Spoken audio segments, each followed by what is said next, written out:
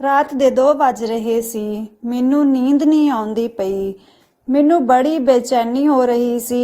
ਇੱਕ ਵਾਰ ਮੈਂ ਆਪਣੇ ਘਰ ਵਾਲੇ ਵੱਲ ਵੇਖਿਆ। ਉਹ ਬੜੀ ਗੂੜੀ ਨੀਂਦ ਵਿੱਚ ਸੁੱਤੇ ਪਏ ਸੀ। ਮੈਨੂੰ ਉਹਨਾਂ ਨੂੰ ਵੇਖ ਕੇ ਬਹੁਤ ਹੀ ਗੁੱਸਾ ਆਉਂਦਾ ਪਿਆ ਸੀ। ਪਿਛਲੇ ਕੁਝ ਦਿਨਾਂ ਤੋਂ ਕੁਝ ਅਜਿਹੀਆਂ ਗੱਲਾਂ ਹੁੰਦੀਆਂ ਪਈਆਂ ਸੀ ਜਿਹੜੀਆਂ ਕਿ ਮੈਨੂੰ ਬਾਰ-ਬਾਰ ਚੇਤੇ ਆਉਂਦੀਆਂ ਸੀ।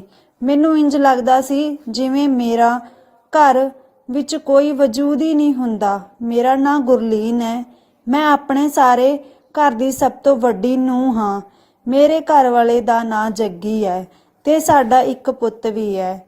ਗੁਰਲੀਨ ਦੇ ਪਿਓ ਦੀ ਮੌਤ ਨੂੰ ਅਜੇ 4 ਕੁ ਮਹੀਨੇ ਹੋਏ ਸੀ। ਮੈਂ ਆਪਣੀ ਮਾਂ ਪਿਓ ਦੀ ਕੱਲੀ ਕੁੜੀ ਸੀ।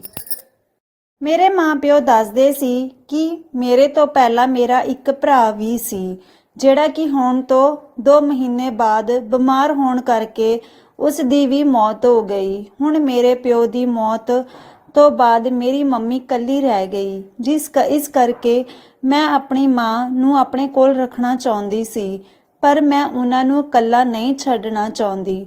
ਮੈਂ ਆਪਣੀ ਮਾਂ ਨੂੰ ਆਪਣੇ ਸਹੁਰੇ ਘਰ ਵਿੱਚ ਨਹੀਂ ਲਿਆਉਣਾ ਚਾਹੁੰਦੀ, ਕਿਉਂਕਿ ਜਦ ਮੇਰੇ ਕੋਲ ਮੇਰਾ ਪੁੱਤ ਹੋਇਆ ਸੀ, ਮੇਰੀ ਮਾਂ ਮੇਰੇ ਕੋਲ 1 ਮਹੀਨੇ ਲਈ ਆਈ ਸੀ ਤੇ ਮੇਰੇ ਸਹੁਰੇ ਘਰਦਿਆਂ ਨੇ ਮੇਰੀ ਮਾਂ ਤੋਂ ਸਾਰਾ ਘਰ ਦਾ ਕੰਮ ਕਰਾਉਣਾ, ਸਾਰਾ ਦਿਨ ਉਹਨਾਂ ਨੂੰ ਨੌਕਰਾਂ ਵਾਂਗੂ ਕੰਮ ਵਿੱਚ ਲਾ ਕੇ ਰੱਖਦੀ ਸੀ।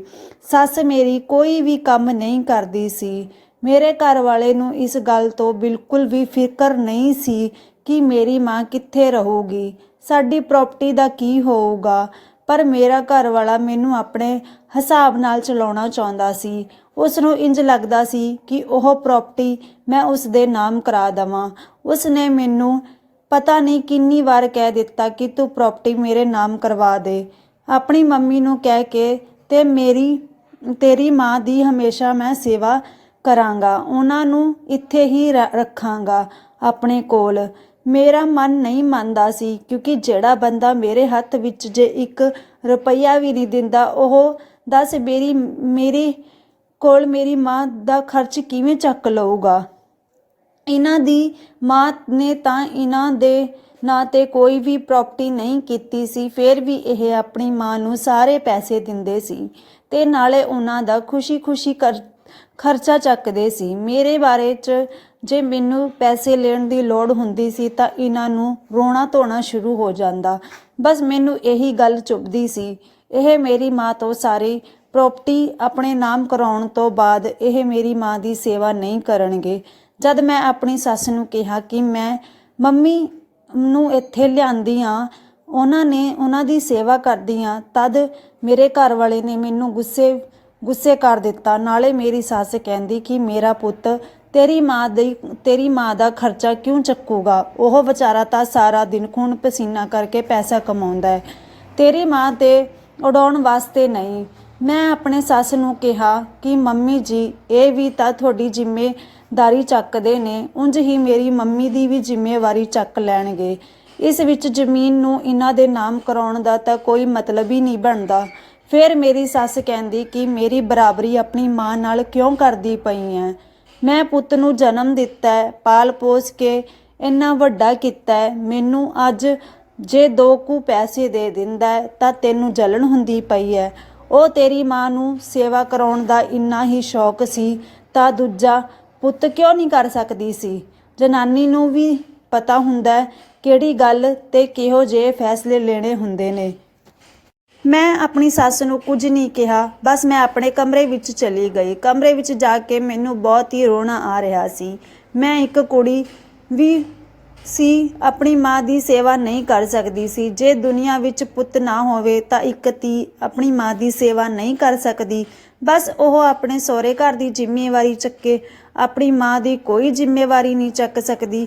ਇਹੀ ਗੱਲ ਸੋਚ ਰਹੀ ਸੀ। ਬਸ ਹੁਣ ਮੈਂ ਆਪਣਾ ਫੈਸਲਾ ਕਰ ਲਿਆ। ਸਵੇਰੇ ਉੱਠ ਕੇ ਮੈਂ ਨਹਾ ਧੋ ਕੇ ਨਾਸ਼ਤਾ ਬਣਾ ਕੇ ਕੰਮ ਨਿਬੇੜ ਦਿੱਤਾ। ਜਲਦੀ ਕੰਮ ਕਰਦੀ ਪਈ ਸੀ। ਇਹ ਵੇਖ ਕੇ ਮੇਰੀ ਸੱਸ ਕਹਿੰਦੀ, ਤੂੰ ਅੱਜ ਜਲਦੀ ਕੰਮ ਕਿਉਂ ਕਰਦੀ ਪਈ ਐ?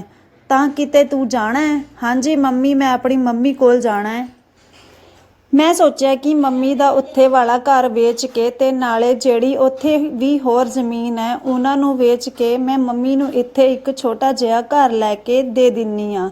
ਨਾਲੇ ਜਿੰਨੇ ਵੀ ਪੈਸੇ ਬਚਣਗੇ ਉਹ ਮੰਮੀ ਦੇ ਬੈਂਕ 'ਚ ਟ੍ਰਾਂਸਫਰ ਕਰਾ ਦੇਵਾਂਗੀ।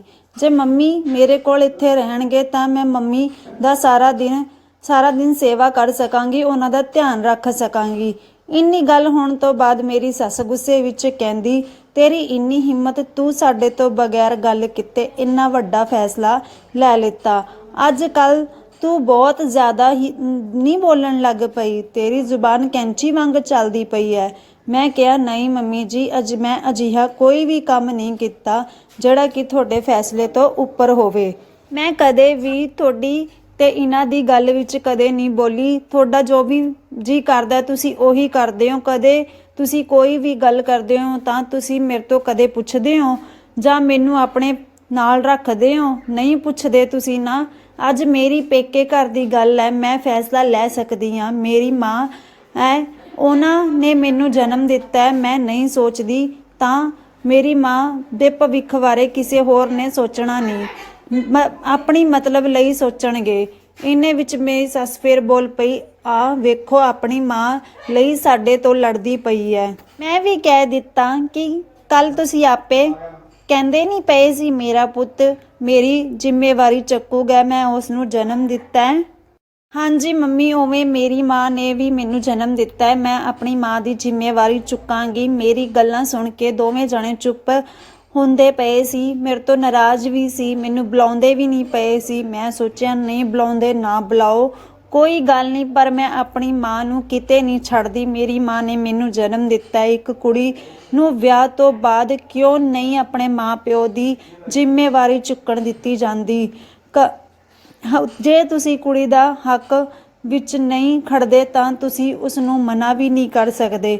ਦੋਸਤੋ, ਤੁਹਾਨੂੰ ਕਹਾਣੀ ਕਿਵੇਂ ਦੀ ਲੱਗੀ? ਜੇ ਚੰਗੀ ਲੱਗੀ ਪਲੀਜ਼ ਸਾਡੇ ਚੈਨਲ ਨੂੰ ਸਬਸਕ੍ਰਾਈਬ ਕਰਿਓ ਤੇ ਬੈਲ ਆਈਕਨ ਨੂੰ ਪ੍ਰੈਸ ਕਰਿਓ। ਮੈਨੂੰ ਕਮੈਂਟ ਕਰਕੇ ਵੀ ਦੱਸਿਆ ਕਰੋ ਤੁਹਾਨੂੰ ਸਾਡੀ ਕਹਾਣੀ ਕਿਵੇਂ ਦੀ ਲੱਗੀ।